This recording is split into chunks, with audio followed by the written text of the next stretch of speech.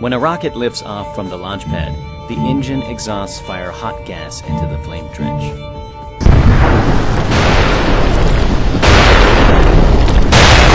If you were in close proximity to the engines, it wouldn't just rupture your eardrums, it would kill you.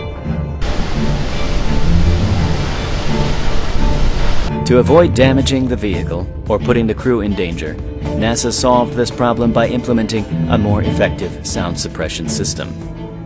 This consists of a large water tower at the launch site, which dumps over 1 million pounds of water onto the launch pad in just 40 seconds.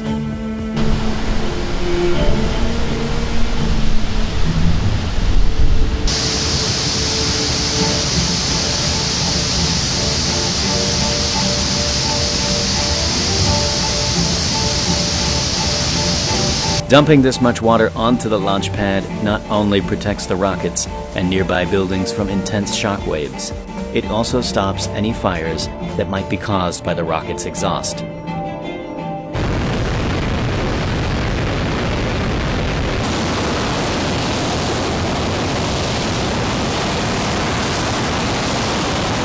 To this day, NASA still uses a very similar water deluge system at all of their main launch sites.